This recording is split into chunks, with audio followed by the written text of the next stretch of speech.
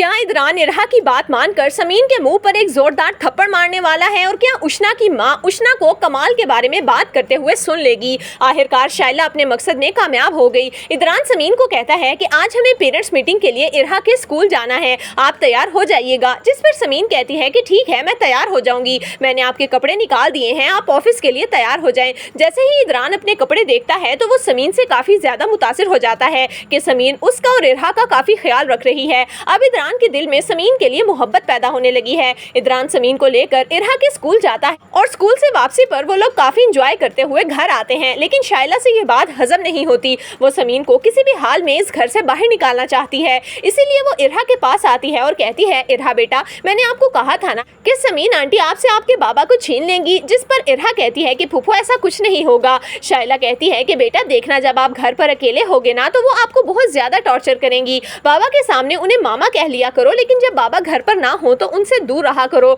उनसे बात भी ना किया करो। यह सुनकर इरहा काफी ज्यादा परेशान हो जाती है और अपनी फूफो की बात को दिल पर लगा लेती है। समीन पूरे घर को बहुत अच्छी तरह से संभाल लेती है। फरहत फूफो उसके पास आती हैं और कहती हैं कि समीन, मैं तुमसे बहुत ज्यादा खुश हूँ, तुमने ना सिर्फ इरहा और इदरान को संभाल लिया है बल्कि इस घर की जिम्मेदारियों को भी संभाल रही हो। जिस पर समीन कहती है कि फूफो, जब लड़कियों की शादी हो जाती है तो उन्हें निभाना ही पड़ता है। समीन जब काम खत्म करके इरहा के पास आती है और कहती है कि इरहा लाओ मैं आपको होमवर्क करवा दूं। जिस पर इरहा कहती है कि नहीं, मैं अपना होमवर्क खुद कर लूंगी, मैंने आपसे नहीं पढ़ना। समीन हैरान होती है और उसके पास बैठकर कहती है कि आप मुझसे इतनी बदतमीजी से बात क्यों कर रही हो, मैं तो आपसे प्यार से बात कर रही हूँ। जिस पर इरहा कहती है कि मुझे आपसे बात नहीं करनी, आप बहुत गंदी हैं। ये सुनकर समीन उसका हाथ पकड़ती है और कहती है कि इरहा आप ऐसे कैसे जा सकते हो, हमें बात करनी है। लेकिन इरहा उसके हाथ पर चक्की काटती है तो समीन उसी वक्त गुस्से से चीखती है और अचानक इदरान अपने हाथ में फूल लिए वहाँ पर आ जाता है और पूछता है कि आखिर यहाँ पर क्या हो रहा है। जिस पर इरहा कहती है कि ये आंटी बहुत गंदी हैं,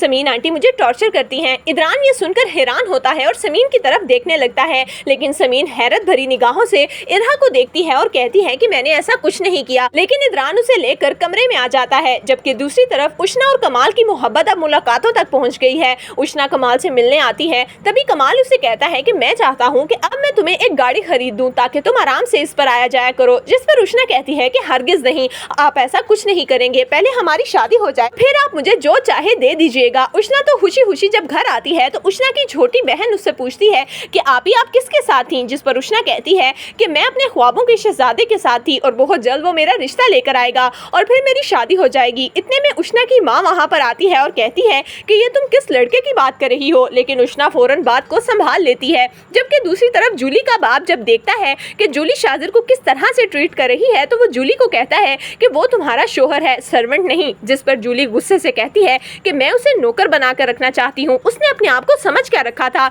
मुझे मेरी औकात याद दिलाएगा, बल्कि मैं उसे उसकी औकात याद दिलाऊंगी। तो दोस्तों, आपके ख्याल में क्या इदरान अपनी बेटी की बात पर यकीन करेगा या फिर वो समीन की भी बात सुनेगा? आपकी इस बारे में क्या राय है, हमें कमेंट्स में जरूर दीजिएगा।